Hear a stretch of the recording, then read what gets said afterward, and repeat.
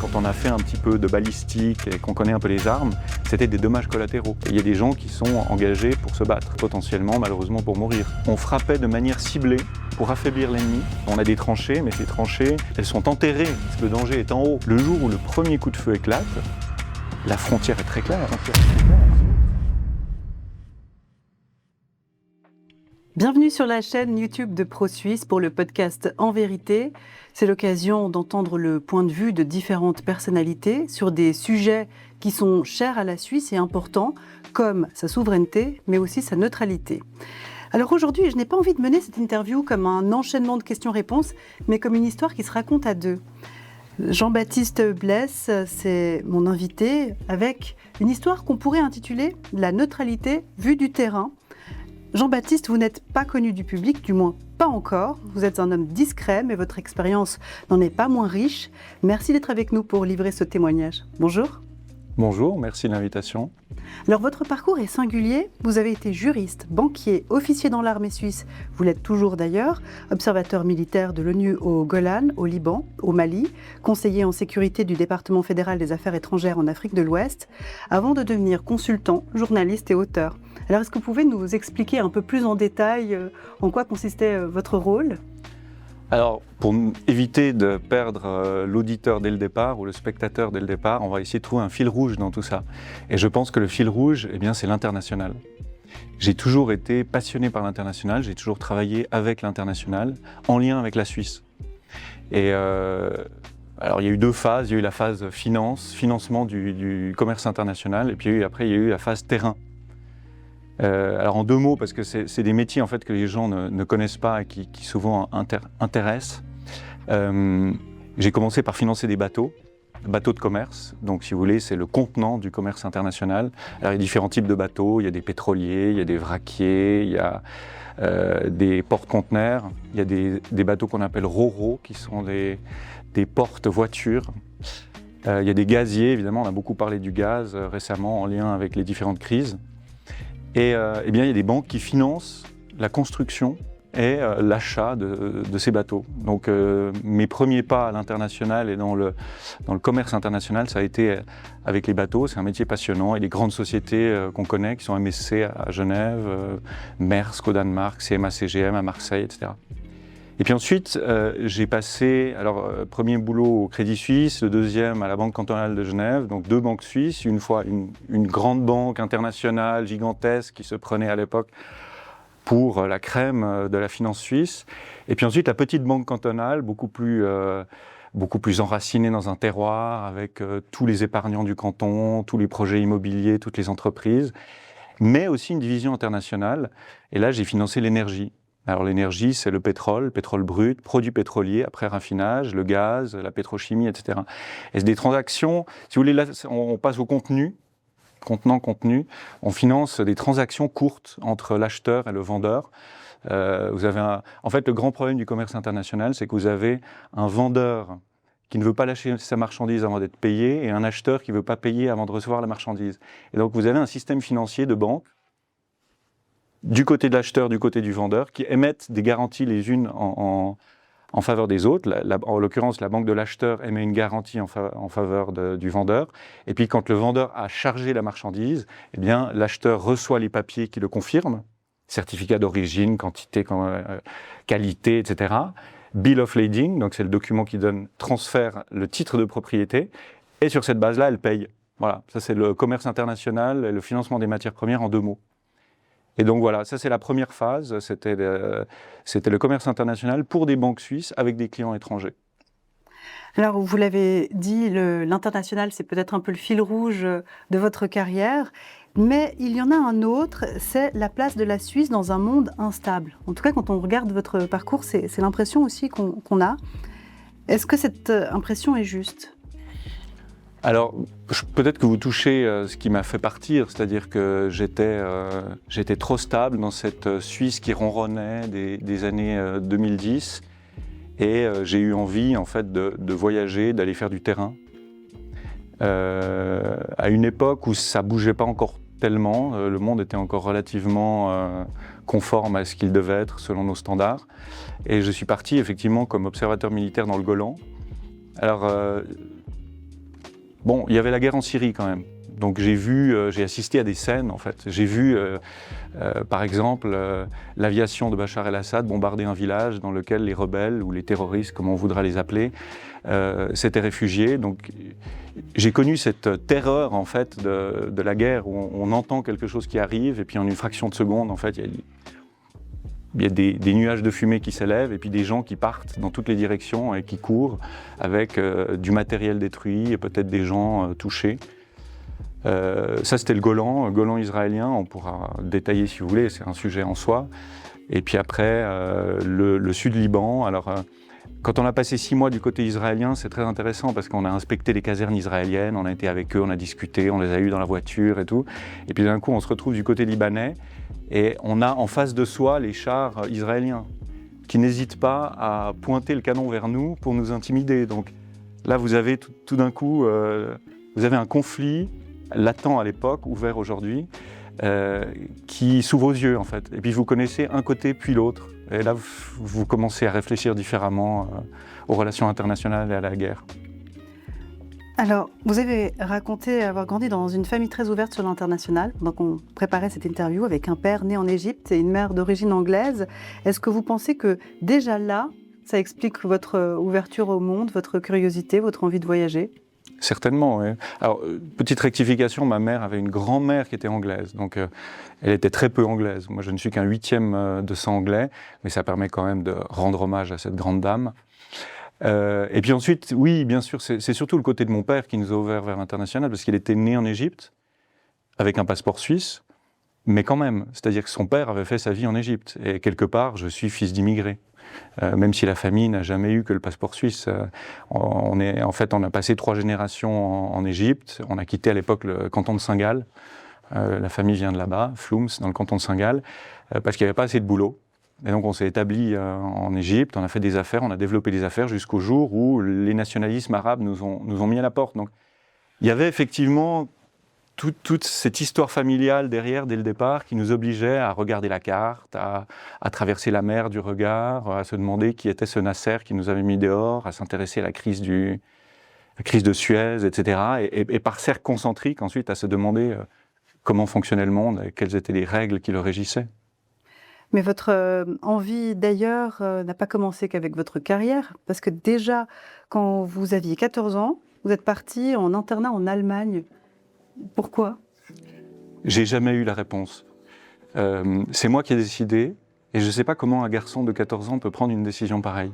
Alors j'ai des ébauches de réponses, mais je pense que la plus évidente, c'est la curiosité en fait. Ça allait pas trop mal à l'école, et puis je me suis dit, pourquoi pas continuer dans une autre langue, et vivre ailleurs, et découvrir autre chose. Et en fait, j'ai eu cette idée, mes parents étaient surpris, on est allé voir l'école, et puis j'y suis resté, voilà. Et ça a été une expérience fondatrice, parce que quand on apprend en tant qu'adolescent une langue jusqu'à un niveau qui confine à celui de sa propre langue maternelle, en fait on pénètre complètement le système intellectuel et culturel de l'autre. Et donc ça permet, on apprend très jeune à changer de perspective en fait, à ne pas voir tout de son petit point de vue avec son angle restreint, ses angles morts aussi. Ça permet de se mettre dans la peau de l'autre. Et ça a beaucoup conditionné la suite, évidemment. Et ça conditionne toujours mes analyses, en fait. Quand je fais des analyses, j'essaie toujours de me mettre à la place de l'autre. Et je pense qu'on pourra revenir sur ce sujet, mais je pense que c'est quelque chose qu'on ne fait pas assez. Et que vous vous intéressez aussi au latin, à l'histoire, il y a aussi le grec ancien. Pourquoi cette attirance pour les civilisations anciennes et peut-être aussi un lien, est-ce que pour vous, la géopolitique, on la comprend mieux quand on connaît l'histoire ? Forcément, parce que la géopolitique, c'est l'histoire d'aujourd'hui. Et les langues anciennes, elles permettent de savoir ce qui s'est passé avant nous, ce qui a été dit, ce qui a été déjà démontré, ce qui a été créé. Ça nous rend humbles. Ça, c'est la première chose. Ensuite, ça permet soi-même, personnellement, ça permet je pense, d'approfondir ses propres racines. Je pense plus on a des racines profondes, puis on peut ensuite se déployer dans tous les sens, vers tous les points cardinaux et vers le ciel. Donc, ça donne cet ancrage. Et puis après, il y a aussi la gymnastique de la traduction. C'est-à-dire que quand on passe sa vie à lire et à traduire des textes philosophiques, juridiques, parfois théologiques, historiques, et ben, en fait, on a cette gymnastique, encore une fois, de passer d'une langue et d'une logique à une autre. Et je pense que c'est quelque chose qui est important pour la géopolitique. Alors, vous l'avez dit en début d'entretien, vous avez pu voir des deux côtés, israéliens, libanais, mais à l'époque, qu'est-ce qui vous a fait quitter un poste confortable dans le monde bancaire pour devenir observateur militaire de l'ONU ? Bon, alors, j'ai été un peu aidé par les circonstances parce que j'ai été embauché par un patron qui voulait me confier les relations banques et la direction des finances. Et puis, à l'intérieur de l'équipe, il y avait des gens qui avaient déjà l'ambition d'occuper cette place. Donc, quand il a fallu trancher, j'ai préféré partir pour une nouvelle aventure. Après, encore une fois, c'était la volonté d'aller voir sur place, d'aller voir le terrain. Je pense qu'on a beaucoup de gens, en fait, même des analystes, je suis toujours surpris de voir, il y a des analystes qui parlent d'un terrain ou d'un territoire, d'un conflit, qui sont invités par les télévisions, etc. Et puis, quand on creuse un petit peu, on se rend compte qu'ils n'ont qu'une connaissance livresque des pays. C'est qu'ils ont ouvert un atlas, ils ont regardé la carte, ce qui est bien, ils ont lu l'histoire, ce qui est bien aussi, mais ils ne sont jamais allés sur place. Il y a des spécialistes du conflit ukraino-russe qui ne sont jamais allés ni en Ukraine ni en Russie, c'est extraordinaire. Alors il se trouve que moi je suis allé en Ukraine 2 fois par exemple ces dernières années parce que je voulais voir, en fait je connaissais la Russie, je voulais voir l'Ukraine. Bon bref, dès le départ j'ai eu cette volonté d'avoir une approche pragmatique en fait, aller sur le terrain pour fonder sa légitimité tout simplement, hein, pour avoir des histoires à raconter. Alors en quoi est-ce que cette expérience de terrain a modifié la vision que vous aviez avant d'y aller ? C'est comme, il y a différents niveaux de connaissances en fait. Quand vous préparez un voyage, vous commencez par regarder la carte. Et puis, si vous êtes un peu curieux, vous allez regarder la carte de façon attentive et vous allez peut-être lire quelques statistiques sur la taille du pays, la population, et puis vous allez petit à petit élargir votre champ de connaissances. Vous aurez une connaissance théorique. On peut avoir un autre type de connaissance si, par exemple, on est cosmonaute, on voit la Terre comme si c'était la carte, mais en vrai. Donc on a vu la Terre réellement, mais sans la légende à côté, les explications. Donc on n'a pas le nom des villes, on n'a pas l'altitude des sommets, etc. Par contre, on les voit vraiment, les sommets. Puis après, il y a un troisième type de connaissance, c'est le voyage lui-même. C'est la température, c'est l'atmosphère, c'est les gens, c'est la langue, et rien ne remplace cette expérience-là. C'est intéressant de vous entendre là-dessus. Et cette expérience a été en plus assez mouvementée parce que pendant ces années, vous avez assisté à plusieurs crises majeures, plusieurs coups d'État. Est-ce qu'il y a un événement qui vous a marqué en particulier ? Alors vous parlez du Sahel. Donc moi j'ai passé 7 ans au Sahel, donc c'est passé pas mal de choses. J'ai eu 4 fonctions différentes. Alors peut-être 2 mots là-dessus. J'ai d'abord été analyste pour le service de renseignement de la MINUSMA, qui est donc la mission des Nations Unies au Mali. Et là, j'ai découvert, en fait, là, je me suis vraiment fait une culture générale du pays à travers les textes, à travers la carte et à travers les visites de terrain. Donc j'ai la prétention de dire qu'après une année, quand on travaillait à la MINUSMA, si on avait un petit peu de curiosité, on avait une bonne idée du pays. Voilà. Alors j'ai fait ça, d'abord me suis occupé d'une équipe OSINT. Alors c'était très intéressant, OSINT pour les gens qui ne connaissent pas, c'est Open Source Intelligence, donc c'est le renseignement en source ouverte. On était en 2016, ça existe mais c'est très peu connu du public. Et ça commence à se développer et en fait nous on a contribué un petit peu à mettre en place des techniques d'OSINT en fait. Comment est-ce qu'on fait pour balayer le web et puis aller chercher les informations, les canaliser, comment est-ce qu'on met en place des veilles et je me suis rendu compte déjà à l'époque que par exemple un réseau comme Twitter permettait d'obtenir des informations avant les autres. Donc on avait une cellule, si vous voulez, un service de renseignement pour la petite histoire, enfin la culture générale du téléspectateur. Un service de renseignement, il a différents capteurs. Donc il a des drones, c'est ce qu'il y a de plus spectaculaire, il a des écoutes électroniques, il a des gens sur le terrain, il a des relations officielles, etc. Et l'OSINT était un de ces capteurs. C'est-à-dire que nous, on était sur Internet et on essayait de... Et en fait, on était le capteur le plus efficace à l'époque. On a commencé à comprendre que via Internet, on avait 80, 90, 95% de l'information et qu'après, il s'agissait que d'affiner. Par exemple, le drone, si vous voulez, sur un territoire comme le Mali, qui est 2 fois grand comme la France, il ne va pas voler en permanence pour essayer de capter de l'information. Il va être envoyé de façon ciblée quand, par exemple, l'OSINT aura identifié quelque chose d'intéressant à aller... Bref, officier de renseignement, donc, j'ai appris là à traiter l'information dans un milieu complexe avec effectivement des attentats terroristes, des groupes qui se répandent, des problèmes de grande criminalité, parce que les terroristes étaient alliés aux criminels qui faisaient transiter la drogue à destination de l'Europe, des problèmes de traite humaine, etc. Et puis, alors ça c'est le fond, et puis après dans la forme, ce qui a été intéressant à cette époque, c'est l'apprentissage de la gestion de l'information en fait. La transformation, d'abord la sélection de l'information, ensuite la transformation de l'information en renseignement. Comment est-ce qu'on rend l'information utile pour l'action? Parce qu'en fait, à la fin, ce qu'il faut, c'est éclairer le décideur qui doit prendre des décisions.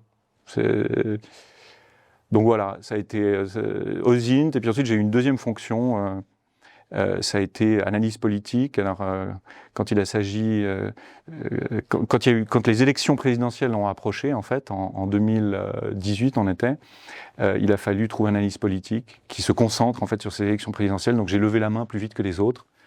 Et peut-être que la question était posée en français, que les autres étaient anglophones, je ne sais plus. Et en fait, j'ai eu la chance, la grâce de suivre cette élection présidentielle. Donc pendant les 6 mois qui ont suivi, j'étais vraiment au cœur de la machine. On m'envoyait dans les réunions présidentielles, sur le terrain, auprès des candidats, etc., pour prendre le pouls, essayer de savoir un petit peu ce qui allait se passer et quelles conséquences ça allait avoir sur la sécurité du pays. Alors, vous avez vécu plusieurs changements de régime, des périodes de grande instabilité, ça c'est en Afrique de l'Ouest. Qu'est-ce que cette expérience vous a appris sur la fragilité des États? Alors, je dirais que dans le Sahel, on a des États fragiles et des gens solides. Chez nous, c'est un petit peu le contraire. Effectivement, on a eu 5 coups d'État. Ça, c'était quand j'ai travaillé aux affaires étrangères comme conseiller en sécurité. Et nous, on avait non pas comme objectif de prévenir les attentats, ou les coups d'État, pardon, ou de les empêcher évidemment, mais de se préparer à bien réagir. Et ensuite, à réagir juste en circonstances, donc gestion de crise. Alors effectivement, en fait, comme je vous disais, c'est le monde à l'envers par rapport à chez nous. Tout peut se passer à tout moment, donc on doit être prêt. On développe une vigilance sur l'environnement qui est complètement différente.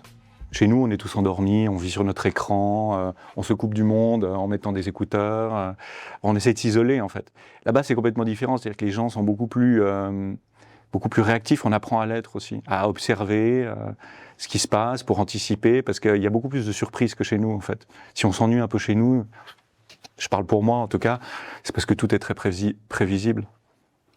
Vous préparez actuellement un livre consacré à ces années africaines. Où en est-il? Et pourquoi avoir envie de raconter spécifiquement cette expérience-là? C'est terrible parce que si vous en parlez ici, je vais être obligé de mener le projet à terme. Effectivement, j'essaye de réunir un petit peu les expériences, ce que j'ai en tout cas gardé comme souvenir. Parce qu'en fait, je pense que ça peut intéresser les gens. Alors maintenant, on est un petit peu gavé d'Ukraine, on est un peu... bon, il y a l'Iran, Israël... mais en fait, dans le Sahel, il se joue des choses qui sont très très importantes, parce qu'il y a des enjeux de terrorisme, des enjeux de manière de vivre, des enjeux de migration, des enjeux on a vu tout à l'heure, de criminalité et à destination de l'Europe. Transit, trafic à destination de l'Europe, donc il y a des tas de choses. On a beaucoup parlé à l'époque où j'étais là-bas dans les années 2010, et puis maintenant cette région a été éclipsée un peu par les conflits actuels, mais on y reviendra. Donc voilà, j'espère contribuer au débat sur cette région quand le livre paraîtra. Bon, très bien, il faudra nous tenir au courant de son avancée. Si cet entretien a mis un peu la pression, tant mieux, comme ça on pourra enfin le lire. Alors de votre expérience, les analyses européennes vous paraissent-elles parfois trop éloignées des réalités politiques et sociales du terrain? Alors, la guerre telle qu'elle est racontée dans nos médias n'est jamais conforme à ce qu'on vit sur le terrain. Ça, c'est quelque chose qui est absolument frappant. Nos médias soit font l'impasse. Par exemple, vous avez aujourd'hui une guerre au Soudan. Est-ce que vous avez lu quelque chose dans les médias récemment sur la guerre au Soudan? Voilà. Et puis, à l'inverse, on a l'impression qu'entre l'Ukraine et la Russie, c'est une guerre mondiale qui est en cours, hein, que tout est détruit. Alors, il se trouve que je suis allé sur place, j'ai vu Kiev, j'ai vu Odessa, j'y suis retourné. Et moi, j'ai eu l'impression, modestement, à ma petite place, d'une guerre très propre. Et ça, c'était quand pour situer C'était cette année et l'année passée. D'accord. J'ai eu l'impression d'une guerre très propre où on frappait de manière ciblée pour affaiblir l'ennemi, mais pas les populations civiles. Le centre-ville de Kiev n'est pas touché. J'ai eu la chance de faire le tour de Kiev avec un Ukrainien qui voulait me montrer à quel point les Russes avaient détruit la ville. Et bien, il se trouve qu'on a passé toute l'après-midi à faire un tour de ville avec son 4x4. Et de temps en temps, il s'arrêtait pour me montrer le haut d'un immeuble qui avait été endommagé. Mais en fait, en termes militaires, quand on a fait un petit peu de balistique et qu'on connaît un peu les armes, c'était des dommages collatéraux. C'est-à-dire qu'en fait, la plupart du temps, c'est un drone qui a été abattu, qui est tombé sur un immeuble et qui a créé des dommages. Mais il n'y avait clairement pas de bombardement destructeur de Kiev. Et la même chose à Odessa. À Odessa, c'est encore plus évident. Les Russes ciblent le port, parce qu'ils veulent affaiblir la logistique ukrainienne. Ils ciblent les infrastructures électriques, les infrastructures de transport. Mais la ville n'est pas touchée. La ville n'est pas touchée, les hôtels sont ouverts, les restaurants sont pleins, les écoles aussi. Et la vie, j'ai envie de dire, est assez douce et assez agréable. Donc là, encore une fois, il s'agit de frappe chirurgicale et pas du tout d'une guerre totale. Ça, c'est typiquement un exemple dans lequel, en fait, on a une image absolument déformée du conflit. Alors, ce qui est sûr, c'est qu'au front, c'est terrible. Au front, c'est terrible. Mais il y a des gens qui sont engagés pour se battre. Et potentiellement, malheureusement, pour mourir. Donc ça, là, c'est terrible. Là, on a une guerre, évidemment, on pourrait développer ce sujet aussi, on a une guerre des drones qui est terrible. Parce qu'on a des tranchées, mais ces tranchées, elles se font pas face, parce que le danger est en face, elles sont enterrées, parce que le danger est en haut. Le danger vient d'en haut, donc on peut plus voir le ciel ouvert. C'est une nouvelle guerre, mais c'est un sujet à part. Voilà, c'est un sujet très intéressant qu'on aimerait vous entendre développer, peut-être dans un autre cadre que celui-ci, ou peut-être effectivement tout à l'heure, parce qu'on va évoquer d'ailleurs le terme de guerre hybride. Mais est-ce que vous pensez que cette perception, puisqu'on parlait de la perception erronée que nous avons de Suisse à l'international, est-ce que cette perception erronée se retrouve également dans la vision que le monde se fait de la Suisse? Alors grâce à Dieu, les gens ont une image idyllique de la Suisse. Donc, et c'est d'ailleurs une des forces de la Suisse, c'est qu'elle a réussi pour différentes raisons, mais c'est quelque chose dont il faut prendre conscience et qu'il ne faut pas galvauder. Elle a réussi à développer une image extraordinaire à l'étranger. Et cette image, si vous voulez, quand vous présentez votre passeport suisse, les gens baissent la garde, les gens sourient, les gens vous ouvrent la porte. Dans mes fonctions, par exemple, de conseiller sécurité pour les affaires étrangères, j'avais notamment comme cahier des charges de développer un réseau, et donc de voir tout le monde. Et je voyais tout le monde, mais toutes les portes s'ouvraient. C'est-à-dire que quand c'était la Suisse qui arrivait à l'ambassade de France, on m'accueillait. Quand c'était la Suisse qui arrivait à l'ambassade des États-Unis, on m'accueillait. Les Israéliens me demandaient de venir, les Anglais aussi. Et il n'y avait pas de discussion en fait. Le Suisse, on pouvait le recevoir, on pouvait lui dire, on pouvait l'interroger. Et le Suisse était convoité pour ça aussi. Parce que comme il avait des accès particuliers, il avait des informations spéciales. Alors bon, il fallait un peu cloisonner évidemment, il y avait un devoir de loyauté, mais j'ai un exemple par exemple qui me vient à l'esprit. Alors j'étais très proche des officiers français parce qu'on partage la même culture, on avait un peu la même formation, les mêmes intérêts, etc. J'ai d'ailleurs beaucoup de respect pour les officiers français. Et alors j'ai visité toutes les bases du Sahel, j'ai vu les éléments français du Sénégal, la base à Gao, la base à Niamey au Niger, j'ai visité N'Djamena, etc. Mais un exemple particulier qui me vient à l'esprit, j'ai eu la chance par exemple de voir les salles d'opération de drones qui étaient menées de front par les Américains et les Français. Si vous voulez, il y avait deux copilotes, un Américain et un Français. Les Américains formaient un peu les Français, si vous voulez, parce que c'est des drones américains, c'était des Reapers, les Reapers qui étaient engagés, donc c'était des drones américains. Et puis c'était des drones américains qui, à partir de 2019, ont été autorisés à frapper, parce qu'avant ils faisaient que de la reconnaissance, les lois françaises interdisaient de frapper, à partir de 2019 ils ont eu le droit de frapper. Et donc les opérateurs américains formaient les Français. Bon, ça c'est des endroits où on ne pénètre pas normalement. Mais grâce à mon passeport et aux affinités culturelles évidemment, j'ai eu le droit de voir. Mais est-ce que vous pensez que ça serait toujours le cas aujourd'hui ? Alors, je vous disais tout à l'heure que la Suisse bénéficie d'une image fantastique à l'étranger, mais ce n'est pas un acquis pour toujours. C'est-à-dire qu'il faut l'entretenir. Et ce qui est sûr, c'est que depuis quelques années maintenant, on s'est fermé des portes. Ouais. On s'est fermé des portes. Moi, je le regrette, parce que je pense que un des éléments fondateurs de cette image qu'on a, alors vous avez beaucoup de choses, il y a le paysage, il y a une histoire de paix, il y a le fait qu'on n'a jamais, effectivement, on n'a jamais agressé personne, en tout cas de mémoire d'homme, etc. Mais il y a aussi le fait qu'on a une doctrine politique qui nous pousse à ne pas nous engager. Et c'est ce qu'on appelle la neutralité. Et donc je pense que préserver sa neutralité, c'est pas quelque chose sur lequel on peut beaucoup épiloguer, c'est quelque chose d'absolument fondateur de notre pays et qu'il faut défendre bec et ongle. Alors cette neutralité, est-ce que vous la voyez plutôt comme un héritage historique ou un outil extrêmement moderne ? C'est les deux. C'est les deux. En fait, pour moi, alors vous lirez pas ça dans les livres d'histoire, mais pour moi, le fondement de la neutralité, c'est Nicolas de Flue. C'est le patron de la Suisse, c'est le XVe siècle. Vous avez les Suisses qui sont au bord d'une guerre civile, on est à la sortie des guerres de Bourgogne, les Suisses ont gagné, et puis il y a l'hubris, on a gagné, on a de l'argent, etc., il faut partager le butin. Et les Suisses sont au bord de la guerre civile parce qu'ils doivent se partager le butin. Il y a deux cantons qui veulent rentrer dans la Confédération, qui sont Fribourg et Soleure, et à un moment, c'est tellement grave qu'on va faire appel à un homme.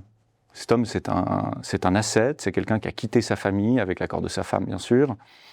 L'histoire ne dit pas si elle était contente ou si c'était un sacrifice, mais quitter sa femme, c'est devenu un ascète, c'est devenu un sage. Et Nicolas de Flue intervient dans la dispute entre les Suisses et il leur dit, les confédérés à l'époque, et il leur dit « Ne vous mêlez pas des histoires des autres ». Et je pense que c'est ça la fondation de la neutralité. C'est-à-dire que déjà à l'époque, il a eu l'intuition ou la grâce de comprendre que la Suisse pouvait se défendre par rapport aux autres, que pour ça, évidemment, la condition pour ça, c'était la cohésion nationale, forte, mais qu'il ne fallait pas se mêler. Il ne fallait pas se mêler. C'est ce qui est passé pendant les guerres de Bourgogne. On s'est défendu, on a gagné. Et puis, quelques décennies plus tard, à Marignan, on sort de nos frontières, on s'expose, on perd. Et à partir de 1515, la Suisse ne participe plus au conflit, parce qu'elle avait retenu la leçon. Donc c'est un héritage historique, et c'est quelque chose d'hyper actuel, parce qu'évidemment que quand on est en période de paix, on parle commerce international, on parle relations internationales, multipolarité, etc. Et puis quand la guerre se rapproche, qu'elle est à nos portes, alors là, on revient aux postures qui ont fait leur preuve historique. Et je suis étonné en fait que les gens ne comprennent pas ça. On a eu le cas au début de la Première Guerre mondiale, on a eu le cas au début de la Deuxième Guerre mondiale, où la Suisse avait adhéré à la Société des Nations, avait accepté de reprendre les sanctions économiques.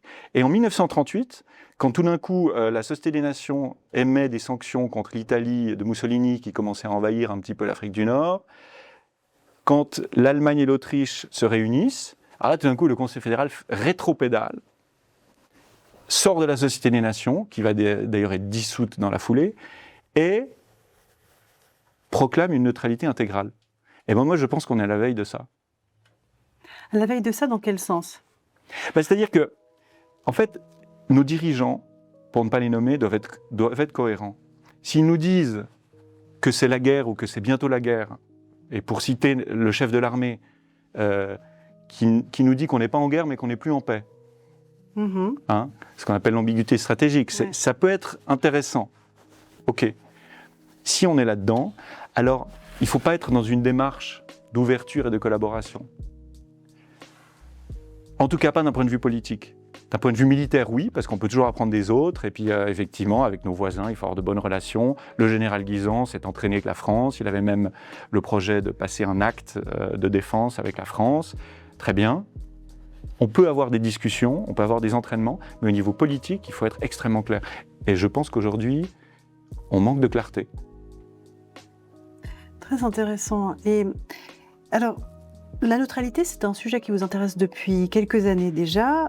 En 2023, vous avez participé à la rédaction de l'ouvrage Neutre, la Suisse à l'ère de la guerre hybride, publié par les Cahiers de la Renaissance vaudoise. L'ouvrage est aujourd'hui épuisé. Pourquoi avez-vous estimé nécessaire d'écrire ce livre à ce moment-là ? Alors j'ai été co-auteur, j'ai été invité à écrire ce livre, et je pense que c'est ce livre qui a engendré mon intérêt pour le sujet de la neutralité. On m'a demandé d'écrire en fait de la perspective de quelqu'un qui avait travaillé en uniforme et en civil pour la Suisse à l'étranger. Et je me suis prêté avec plaisir à l'exercice, dans une forme un peu originale. Et j'ai commencé en fait à me poser des questions. Et maintenant, ça fait 3 ans que je réfléchis. Enfin, l'article, je l'ai écrit en 2022, une année avant, donc ça fait 4 ans en fait que je réfléchis à ces sujets et que plus le temps passe, plus je pense qu'on doit clarifier notre définition de la neutralité. Alors le titre lui-même est intéressant. Pourquoi avoir associé la neutralité avec ce terme, cette notion de guerre hybride ? Alors d'abord parce que c'est un mot à la mode. Ensuite parce qu'on peut mettre ce qu'on veut dessous. La guerre hybride, c'est la guerre qui mélange ou qui réunit un petit peu tous les domaines. Si vous voulez, si on prend les guerres de Bourgogne, c'était assez simple. On avait une infanterie contre une cavalerie. On arrivait l'un contre l'autre. Après quelques heures, il y avait plus de morts d'un côté. Il y avait un camp qui s'enfuyait. Et puis, on avait gagné la bataille. Aujourd'hui, c'est beaucoup plus compliqué. La guerre a de multiples facettes. Il y a la guerre, alors on le lit assez dans les journaux parce que les gens aiment bien parler de ces sujets-là. Il y a la guerre de l'information, il y a la guerre électronique, la guerre, si vous voulez, du cyber, il y a la guerre économique. Et en fait, je pense que relier la neutralité à la guerre hybride, c'est mettre le doigt sur la guerre économique.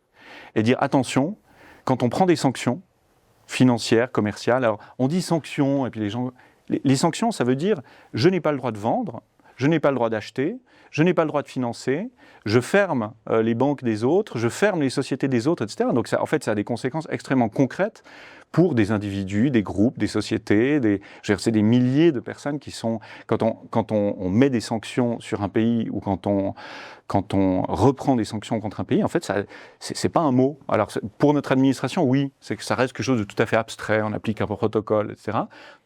Pour le monde réel, ça a des conséquences qui sont dramatiques. Et donc, c'est une arme de guerre. C'est absolument évident quand on est au Moyen-Âge et qu'on assiège un pays, une ville, si vous voulez, on dispose des troupes tout autour, puis on attend qu'ils meurent de faim ou de soif. Pour revenir à Israël, c'est arrivé à Masada. Voilà, les Romains ont encerclé Masada, et puis après, alors Masada est devenu maintenant un endroit culte de l'armée israélienne. Bon, mais c'est évident. On fait un blocus, on affame les gens, des civils. C'est une arme de guerre. Alors, quand on reprend des sanctions économiques, de nouveau, vu de loin, ça paraît pas très... Mais on sait très bien que les sanctions économiques, elles touchent d'abord les populations. Merci de le présenter comme ça, parce que c'est vrai que souvent, ça n'est qu'un mot, comme vous l'avez dit. Voilà. Les gens lisent la presse, les sanctions, mais ne mesurent pas ce que ça peut faire. Et est-ce que vous avez pu observer ça, les répercussions des sanctions ? Alors, moi, j'ai vécu les sanctions dans la banque. C'est-à-dire que nous, on finançait du pétrole iranien, pour ne rien cacher, on finançait du pétrole syrien, et puis ensuite, les sanctions sont tombées. Et donc, les sanctions étaient d'abord en dollars, donc c'était toutes les transactions en dollars qui étaient bloquées. Bon, il a fallu passer à l'euro. Et puis l'Union européenne a repris les sanctions des États-Unis. Donc on a dû passer de l'euro au yen. Et puis il y a une petite délégation qui est partie de Washington pour Tokyo, et puis qui allait expliquer aux Japonais comment ça se passait. Et donc les Japonais nous ont poliment informés qu'ils ne pouvaient plus reprendre nos transactions. Donc on a passé du yen au dollar des Émirats arabes unis. Et puis après, quand là ça a commencé à chauffer, on a arrêté. Mais c'est pour vous dire que c'était du temps, c'était de l'argent, c'était de l'énergie, et puis à la fin, c'était la fin. Donc la fin, c'était des commissions en moins, c'était des rémunérations en moins, c'était des postes en moins, mais chez nous, dans nos banques. Donc ça, j'ai connu très concrètement. Ouais. Alors, pour revenir au livre, votre contribution à cet ouvrage se résume ainsi. Jean-Baptiste Blès, en sirotant un verre au crépuscule face à l'océan sénégalais, discute avec d'autres expatriés occidentaux de la signification de la neutralité. Et on peut y lire une phrase qui résume bien votre réflexion, il me semble. Si les décisions et les déclarations de notre gouvernement ne sont plus perçues comme allant dans le sens de la neutralité, celles-ci tombent d'elles-mêmes. Donc finalement, la neutralité dépend-elle davantage de la confiance des autres États que de ce que la Suisse affirme d'elle-même ? Alors, en principe, la perception des autres dépend de notre politique et de ce qu'on rayonne à l'extérieur. Donc il ne suffit pas, pour répondre à votre question très précisément, il ne suffit pas de dire que nous sommes neutres pour l'être vraiment. Et les autres ne sont pas dupes. Mmh. Voilà. Et pendant longtemps, alors, la neutralité était pensée essentiellement sous l'angle militaire. Aujourd'hui, les conflits passent aussi par le cyber, la finance, vous l'avez évoqué, l'information, les matières premières ou encore l'énergie. Alors, est-ce que la neutralité doit être repensée à la lumière de ces nouvelles formes de confrontation et comment ? Alors évidemment, le monde a changé, on a vu tout à l'heure, la guerre a changé, il y a plusieurs façons de faire du mal à l'ennemi. Alors nous, on a une conception étriquée qui nous arrange bien. On dit quand il y a des morts et des blessés, évident, c'est la guerre. Et puis sinon, c'est pas la guerre. Mais en fait, le droit à la neutralité, si on le lit dans le contexte actuel, en fait, il faut l'élargir. Il faut effectivement, on ne peut pas modifier la définition de la guerre et ne pas modifier le champ d'application de la neutralité. Alors, ce qu'on lit, si vous voulez, chez malheureusement les conseillers fédéraux en charge de ces départements, c'est que le monde a changé et que donc on rétropédale un petit peu, on abandonne. Non, on n'abandonne pas la neutralité, on l'adapte. Ça me paraît évident en fait, mais elle est plus importante que jamais. Et dans les fractures à l'intérieur même de la Suisse, il y a la notion de nécessité d'une armée de milice. Les gens ont une vision uniquement orientée sur la paix, pensent que l'armée est inutile car symbole de violence et ne la voient pas comme pourvoyeuse de paix. Justement, une Suisse sans armée pourrait-elle encore être neutre ? Non, parce que l'armée, si vous voulez, c'est la... Alors l'initiative parle d'une neutralité perpétuelle et armée. Parce que les deux vont de pair, en fait. Elle est perpétuelle parce que elle n'est pas accidentelle, elle est structurelle à la Suisse. Et puis elle est armée parce que l'armée est la garantie de notre neutralité. Il ne suffit pas de se proclamer neutre, il faut aussi avoir les moyens de défendre cette neutralité. Si vous voulez, être neutre, c'est dire je ne vais pas attaquer. Mais ce n'est pas garantir de ne pas être attaqué. Et donc l'armée, elle est là pour rendre cette neutralité possible, tout simplement. Et pour vous, est-ce que la Suisse deviendrait forcément dépendante de la protection militaire d'autres États si elle n'avait pas son armée ? Bien sûr. Mais en fait, le projet qu'on est en train de nous vendre maintenant, c'est que l'armée suisse, qui était la garante de l'intégrité du territoire suisse, de la défense de son indépendance et de sa neutralité, est en fait un maillon parmi d'autres pour défendre l'Europe. Il y a eu une citation, encore une fois, au début de l'année, de notre chef de l'armée, qui a dit « Ce qui menace l'Europe menace la Suisse ». Alors, c'est vrai et c'est faux en même temps, mais c'est très dangereux. C'est vrai dans le sens qu'on a des intérêts communs évidents avec l'Europe, parce qu'on partage le même continent, les mêmes voies d'approvisionnement. Alors, le port de Rotterdam, le port d'Anvers, etc., c'est par là qu'arrivent la plupart des marchandises qu'on importe. Très bien. Mais cela ne signifie pas que nous soyons responsables de participer à la défense du Portugal, si le Portugal est attaqué par les États-Unis, ou de l'Estonie, si l'Estonie est attaquée par la Russie. En fait, ce ne sont pas nos guerres.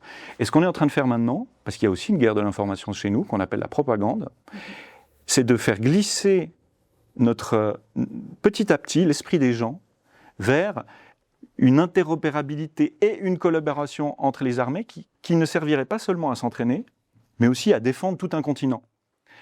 Alors moi, qui suis officier suisse, je suis prêt à défendre les frontières de mon pays, mais je refuse absolument qu'on envoie des gens en Estonie pour se battre, même si pour eux, ça peut être une belle aventure. Parce que c'est ça le problème, en fait.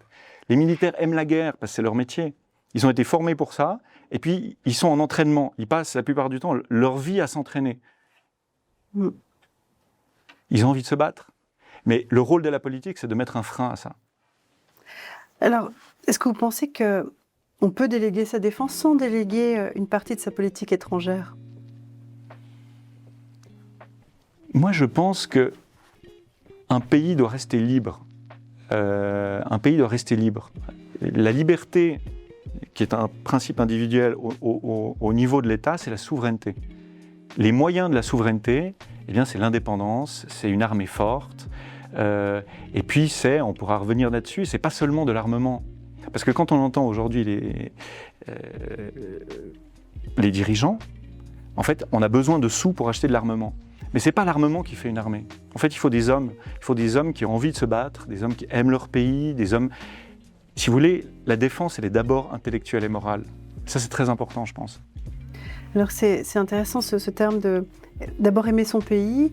Et dans votre travail, il y a une idée qui revient souvent, c'est la neutralité ne protège pas seulement notre politique extérieure, elle protège aussi notre cohésion intérieure et nos relations avec les Bien autres sûr. Suisses. Pourquoi ces deux dimensions sont-elles liées? Alors, il y a des époques où c'est plus évident que d'autres. C'était évident après les guerres de Bourgogne, c'était évident avant la Première Guerre mondiale, par exemple. Avant la Première Guerre mondiale, il faut savoir qu'on avait une partie francophone qui soutenait la France et une partie germanophone qui soutenait l'Allemagne. Et le pays basculait un peu de gauche à droite, menaçait de se fracturer, comme un navire dans la tempête. Et en fait, c'est l'affirmation de la neutralité absolue, intégrale, sans ambiguïté, qui a permis à la Suisse de rester une et de rester unie. Donc, c'est un facteur de... En fait, la Suisse est un pays qui a des forces centrifuges. Parce que culturellement, les francophones sont attirés par la France, les germanophones sont attirés vers l'Allemagne, etc. Je ne vous apprends rien. Elle a aussi des lignes de fracture qui sont multiples. C'est-à-dire que il y a les lignes linguistiques, il y a la ligne religieuse, il y a les villes et les campagnes, il y a les grands cantons et les petits cantons, etc. Tout ça, c'est historique. Et aujourd'hui, si vous voulez, sont venus se rajouter à ça des fractures idéologiques. C'est-à-dire que dans les conflits israélo-palestiniens, russo-ukrainiens, pour ne pas les citer, la population est divisée. Bon, comment rassembler la population? C'est pas en choisissant un camp contre l'autre. C'est en affirmant une neutralité claire. Parce qu'il n'y a que ça qui peut mettre tout le monde d'accord. Ça me fait penser à une interview qu'a donnée récemment le conseiller fédéral Martin Pfister, où il parlait de ça en disant que les Suisses romands sont plus proches des Français, les Suisses allemands sont plus proches des Allemands. Il le remettait comme une actualité, comme quelque chose de clair, alors que je n'ai pas l'impression qu'en Suisse, c'est le sentiment qu'on ait dans la population. C'est plutôt... on se sent plus proche des autres régions linguistiques quand même que des régions en dehors de nos frontières. Qu'en pensez-vous? Alors, je vais être très clair. C'était un propos de café du commerce. C'était un propos indigne d'un homme d'État. Parce que le rôle de l'homme d'État, le rôle que nous lui avons confié, et le rôle qu'il a endossé en acceptant ses fonctions, c'est celui de représenter tout le monde, de garantir l'unité, l'indépendance, la neutralité du pays. Et là, il est sorti de son rôle. Il est sorti de son rôle tout à fait consciemment, parce que ces gens-là lisent les scripts préparés à l'avance par leur système de communication, il y a des stratégies mises en place, etc. Donc aucune de ces citations n'est par hasard. C'est absolument évident. Alors, là où il faut lui donner raison, c'est que culturellement, étant francophone, nous faisons partie de la sphère culturelle française, avec cette merveilleuse littérature, avec une histoire riche, avec des peintres, des artistes, etc. Oui, mais politiquement, très clairement, il y a un discours de 1914, le nom de la personne m'échappe, où il parle exactement de ça. Il dit, culturellement, nous avons le droit de nous sentir proches d'eux, mais politiquement, le jour où le premier coup de feu éclate, la frontière est très claire. Les autres ne sont pas des compatriotes. Et politiquement, nous devons garder une neutralité claire, alors que individuellement, chacun peut et défendre un camp ou un autre. Exactement. La neutralité permet un débat serein. La neutralité permet un débat serein. Alors, lorsqu'un pays est en guerre, pourquoi accepterait-il une médiation suisse plutôt que turque, qatari, saoudienne? Et qu'est-ce qui fait qu'un belligérant choisit à un moment donné un médiateur plutôt qu'un autre? Alors, c'est une grande question. Dans le cas de l'Iran, par exemple, Oman est intervenu parce qu'ils ont, historiquement, d'abord ils sont sur place, ils sont concernés, ils comprennent de quoi on parle. Ils ont une histoire commune avec l'Iran. Ils sont ni avec ni contre, donc ils ont une espèce de rôle de neutre dans la région. Donc ils se sont imposés de façon assez naturelle et il n'y a pas de problème à ça. Surtout qu'ils sont venus négocier en Suisse. Voilà, ça c'est une combinaison que j'ai trouvée intéressante. Après, c'est clair que le marché a changé, j'ai envie de dire, pour parler en termes commerciaux. Il y a une époque où on était les seuls sur le créneau, puis aujourd'hui il faut se battre. Alors pour se battre, il faut s'afficher clairement comme étant crédible. Et pour être crédible, j'ai pas besoin de vous répéter ce qu'il faut faire. C'est-à-dire qu'il faut affirmer des principes, il faut les vivre. Il faut avoir une politique de neutralité qui soit absolument crédible. Ça ne veut pas dire qu'on fait tout et n'importe quoi. En fait, ça veut dire qu'on continue, si une guerre éclate, c'est très simple, en termes par exemple de relations commerciales, ça veut dire qu'on continue plus ou moins les échanges qu'on avait avant. Mais à votre avis, pourquoi est-ce que les autres sont venus sur ce marché-là aussi et concurrencer la Suisse ? Parce que, comme nous, ils étaient à la recherche d'une place dans l'ordre international. C'est des pays qui n'existaient pas, parce qu'ils ont été anglais, ils ont été arabes, l'Arabie saoudite les a pris, les a lâchés. C'est des États récents qui se sont cherchés une place. En cherchant une place, ils ont trouvé du pétrole, ce qui les a rendus riches. Et ils ont attiré des capitaux, ils ont développé... Si vous voulez, ils ont eu une politique extraordinaire, parce qu'ils ont attiré... Dubaï. Dubaï n'existait pas. Quand nos parents sont nés, Dubaï n'existait pas. Dubaï était un lieu-dit, j'ai envie de dire, ou un émirat inconnu avec des pêcheurs. Et puis ils en ont fait un truc incroyable, parce qu'en fait, ils avaient probablement l'amour de leur territoire, l'amour de leur peuple, et ils avaient une vision. Voilà. C'est ce qu'il faut, en fait, pour diriger un pays. Vous avez rencontré des responsables politiques, militaires et diplomatiques de nombreux pays. À partir de quel moment un État cesse-t-il d'être considéré comme un interlocuteur crédible ? Bon, on voit tout et rien. Hein. C'est-à-dire que il y a des standards différents qui sont appliqués aux différents États. Je veux dire, il y a des États chez qui on tolère tout et d'autres chez qui on tolère rien.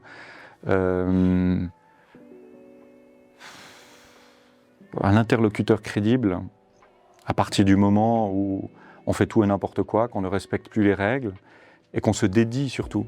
Je pense à certaines grandes puissances qui ont profité à plusieurs reprises des négociations avec leurs adversaires pour lancer des attaques, pour préparer et lancer des attaques. Ça, évidemment, ça sape la confiance. C'est ce qu'on a aujourd'hui avec l'Iran. L'Iran ne fait plus confiance à personne. Et est-ce que la Suisse, aujourd'hui, mérite encore cette confiance et est-ce qu'elle peut encore réellement jouer un rôle dans ce processus extrêmement fragile ? Bien sûr, mais il faut qu'on se réveille. Il faut qu'on ait les bonnes personnes aux bons endroits.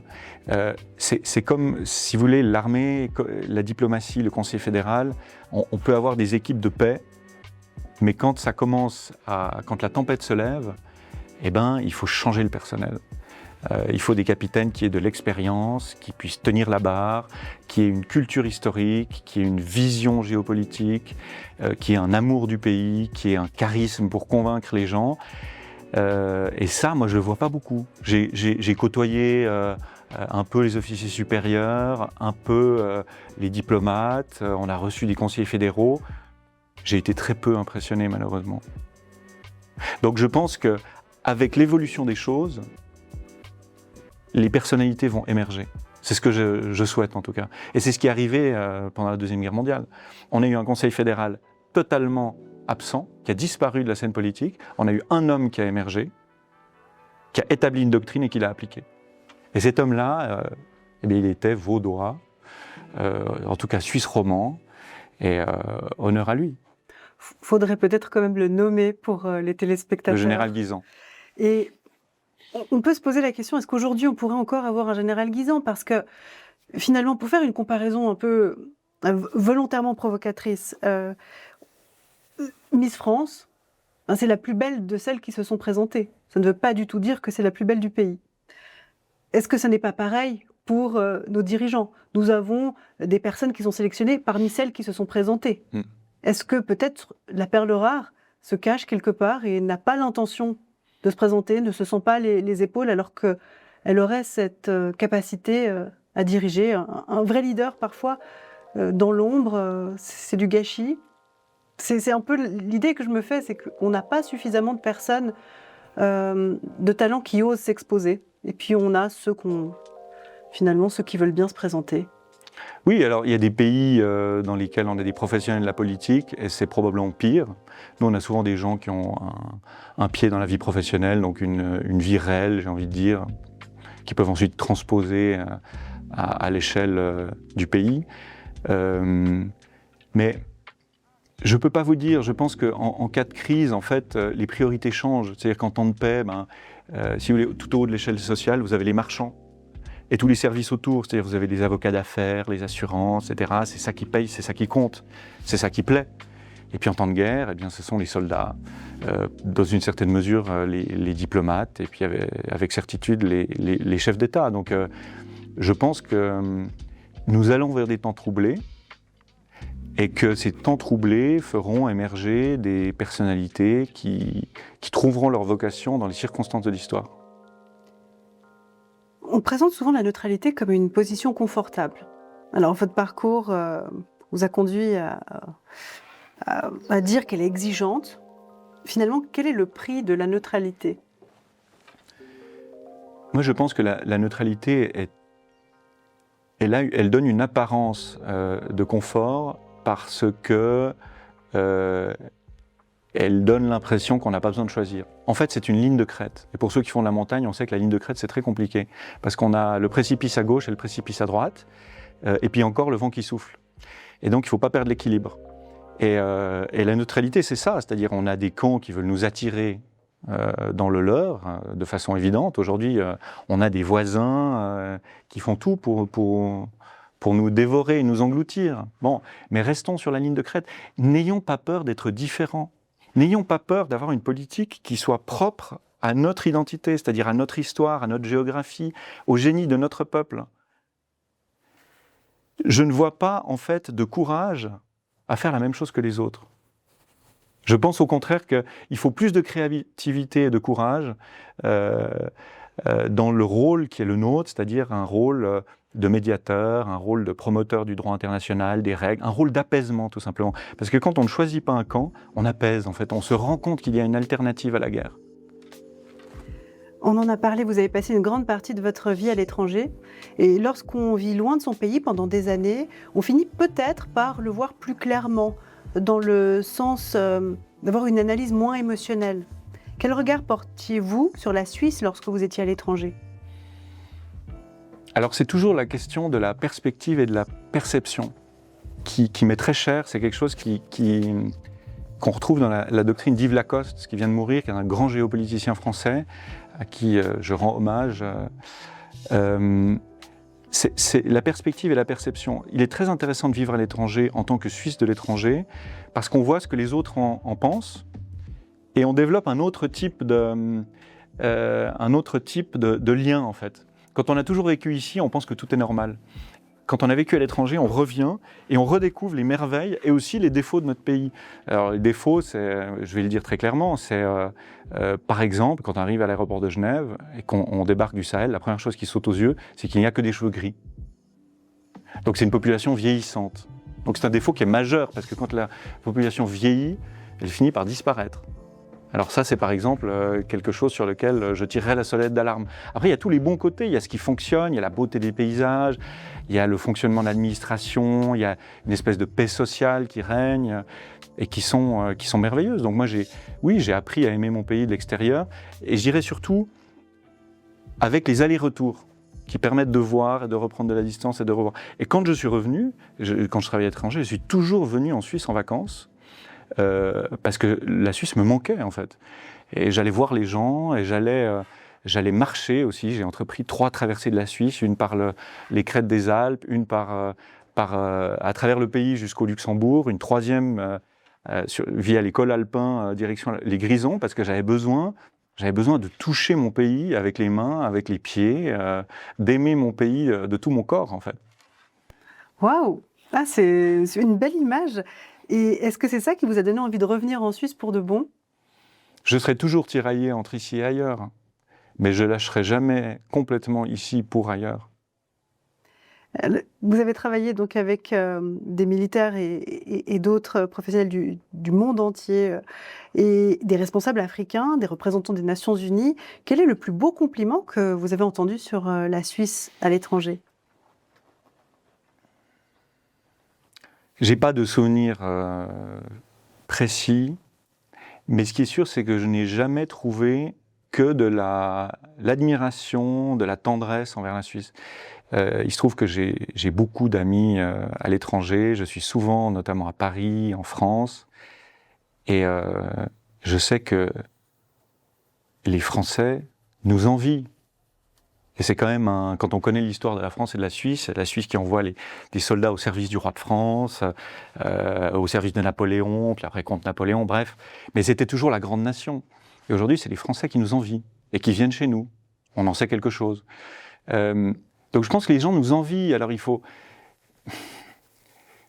pas sombrer dans l'orgueil, il faut rester humble, et puis il faut rester droit aussi, pour rester nous-mêmes. Se demander en fait qu'est-ce qui a fait cette envie, qu'est-ce qui a fait cette admiration, qu'est-ce qui fonde en fait cette image. Encore une fois, on en a parlé au début, cette image de la Suisse qui est peut-être un peu amplifiée, mais qui est largement justifiée.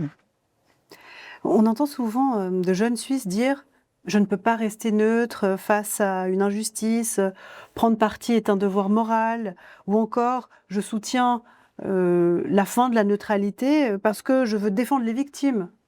Que répondriez-vous à ça? Je les encourage à postuler au CICR.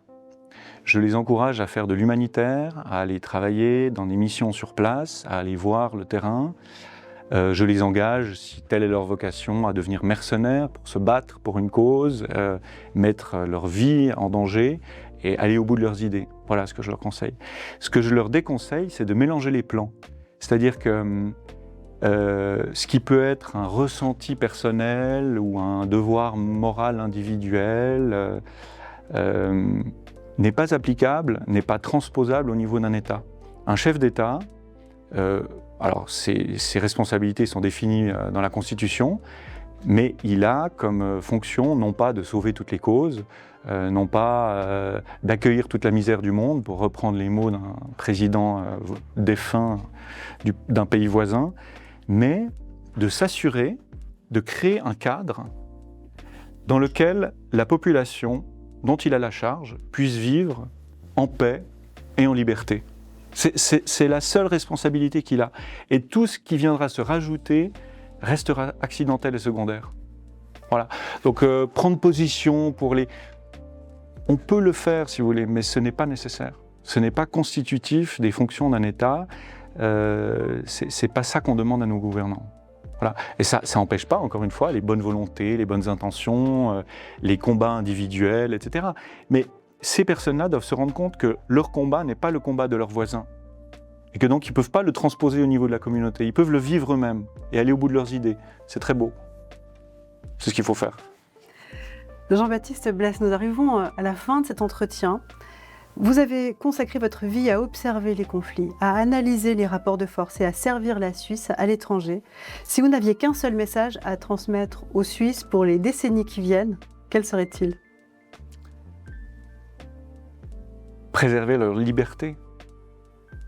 Liberté individuelle, se battre pour garder les libertés individuelles parce que ce n'est pas acquis. Ce dont nos jeunes ont hérité, ils le doivent aux anciens en fait. Et donc ils doivent le défendre aussi. Donc les libertés individuelles et puis ensuite la liberté de notre pays, et elle se décline en 2 ou 3 mots, c'est indépendance, neutralité et armée de milice. Voilà, parce que l'armée de milice c'est aussi un facteur de cohésion. Ceux qui n'ont pas fait l'armée pensent que l'armée c'est quelque chose pour les fanatiques. Pas du tout. En fait, c'est exactement le contraire. L'armée, c'est un facteur de cohésion. C'est un facteur social de cohésion. C'est ce qui rapproche les gens, c'est ce qui leur permet d'avoir une vision commune, une expérience commune. Et c'est absolument fondateur de la Suisse. Voilà, c'est absolument essentiel pour la Suisse. Et est-ce que cette défense de la liberté à laquelle vous nous invitez est la raison pour laquelle vous avez accepté cet entretien? Alors c'est la liberté d'expression, oui, défendre la liberté, toutes les libertés, dont la liberté d'expression. Ouais, ouais. Je connais des gens, malheureusement, dans l'administration suisse, qui ont été punis et renvoyés pour leur liberté de ton et leurs idées. Eh bien, c'est quelque chose qui est inacceptable. Je pense qu'il faut défendre la liberté et aussi la liberté d'expression, bien sûr. Merci. Merci à vous, Léna. C'est donc la fin de cet entretien. Bien sûr que vous en retrouverez d'autres sur cette même chaîne. À bientôt.